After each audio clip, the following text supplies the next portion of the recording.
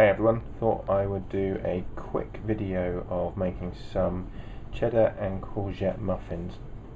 So basically what I've got in the mixing bowl here is a mixture of about 450 grams, it's about 16 ounces or so of self-raising flour, a couple of teaspoons of baking powder, about 200 grams or about 7 ounces of grated courgette, and somewhere in the region of probably about 100 to 120 grams of cheddar. The reason I say that is you need about 150 grams, but some of that you sprinkle on top of the muffins when they're cooking, so you want about 2/3 to 3/4 of the cheese actually in the mixture. To that I'm going to add this, which is, it's about 350 milliliters of milk, about 150 milliliters of olive oil, and 2 free-range eggs, and I've given that a good mix. So we're going to mix that up, and then in a second, when we've mixed the courgette, flour and cheese together, we're going to add that. So I'll be back in a moment. Okay, so we've added the egg, oil and milk mixture. Now we just need to give this a good stir, make sure it's well combined, well mixed in, no dry patches of flour or wet patches of milk and oil. So I'll leave you, or you can leave me to do that, and I'll catch you in a moment. So I've given that a good stir, and now what I've added is 2 tablespoons of rosemary. Now I'm using dried because that's what I've got, but fresh will work very well, chopped up finely, or the regular dried that you'd buy in the supermarket. So again, give that another good stir in to make sure that's well combined, and I'll come back to you in a sec. Okay, so that's the mixture finally ready.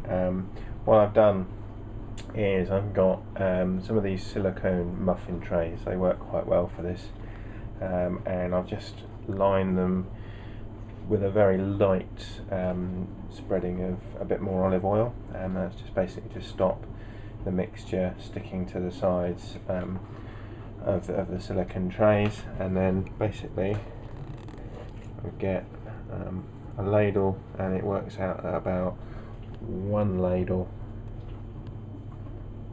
per muffin case. Is that the right word? Don't know.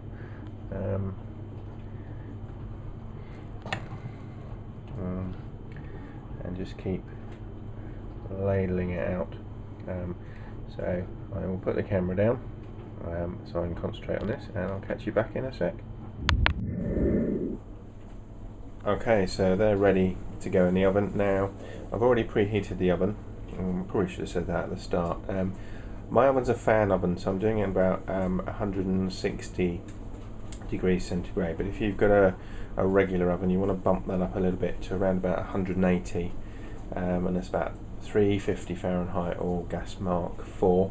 They're going to go in for 10 minutes, and then they're going to come out, and we're going to sprinkle the remainder of the cheese on top, and then they're going to go back in again for about another 10 to 15 minutes depending on how they're doing. So we'll pop them in now, and then in a bit we'll get them out again. So let's see if we can do this one-handed.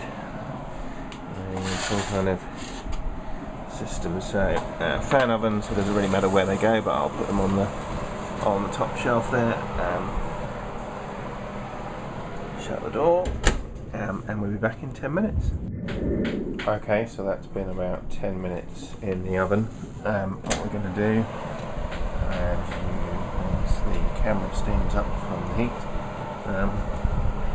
is just pull them out, and as you can see they just start to cook, just starting to go brown on top. And and then just put a little bit of cheese, a little bit of cheddar on the top of each one. No kind of, as you can see, precise method here. It's just putting the cheese on another bit freestyle, I guess you would say. I won't bore you with that, but what I'm going to do is put them back in the oven when I've done that. As I say, another, looking at them, probably 10 minutes or so, and then we'll have them out and get them on a cooling rack, and that will be cheddar and courgette muffins. So back in a sec. And there you go, that's the finished muffins. Now, as you can see, some of my portion control got a little bit haywire. There's a couple of diddy ones there, but generally I'm impressed and pleased with those. Come out just as they do. I've made this quite a few times, so got a bit of practice, but that's what they should look like, and you can have them just as they are. Cut them up, put some butter on them. We're going to have some with leek and potato soup later on, which I'm preparing in the pan now, but that's a video for another time, I think. So there you go. I'll try and stick the ingredients, etc., below this video when I post it, so at least you have the various measurements if you didn't catch them. But that's it. Nice, simple, good way to use up a glut of courgettes. Thanks for watching.